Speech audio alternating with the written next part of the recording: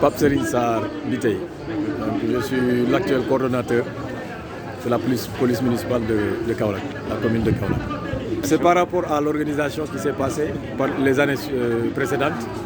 Donc on a constaté que l'année passée, il y a eu beaucoup de problèmes sur la circulation et les étals, les commerçants qui ont des étals. Alors, c'est l'expérience de l'année passée qui nous a permis quand même de trouver une autre solution, de pallier à une autre solution par rapport à cette année-ci. Après avoir concerté avec les responsables du marché et ma hiérarchie, en réunion, on s'est concerté pour trouver une solution par rapport à ce problème-là. Parce qu'il ne s'agit que de 3 jours francs. Alors, on est aujourd'hui vendredi. Demain, c'est samedi. Le surlendemain, c'est le dimanche. Et le lundi, ça sera la fête. Donc, durant ces 3 jours-là, on doit impérativement gérer les commerçants qui ont leur cantine, les commerçants qui ont leurs étals et aussi, pourquoi pas, les motos, les conducteurs de moto Jakarta. C'est eux qui composent le marché.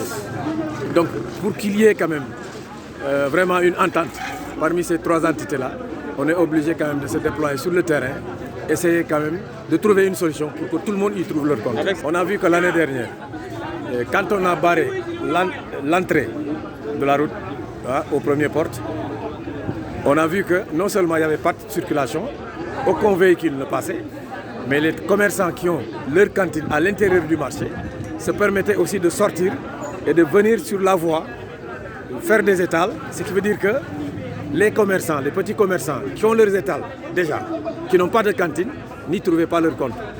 Parce que celui qui circule sur la route et qui trouve l'étal à ses côtés, il est plus facile d'acheter auprès de celui-là que d'aller dans l'autre côté pour acheter. Je ne sais pas si je me fais comprendre ou pas.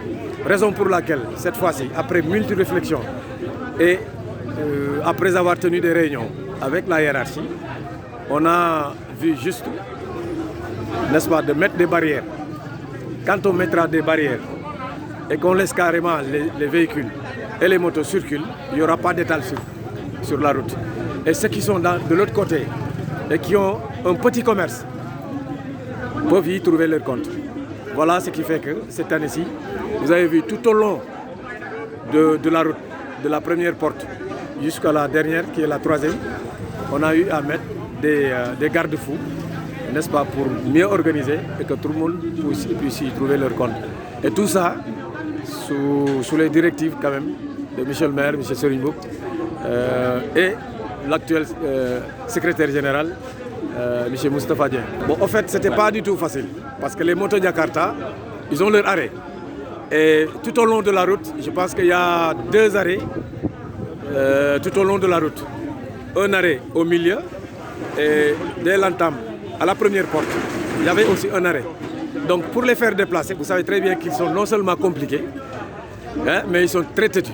Il fallait maintenant vraiment parler avec eux, essayer de les convaincre et de les trouver aussi une place où ils peuvent quand même en faire un arrêt pour 3 jours, pour 2 jours. Et après l'événement, maintenant retourner à leur place initiale, à leur place habituelle. Donc heureusement que l'entente a été quand même de rigueur. On s'est entendu, ils se sont déplacés. Vous avez constaté qu'on leur a trouvé des places juste à la 3e porte et à l'entame de la première porte. Ce qui fait qu'il n'y aura pas de problème. Chacun maintenant pourra y trouver leur compte.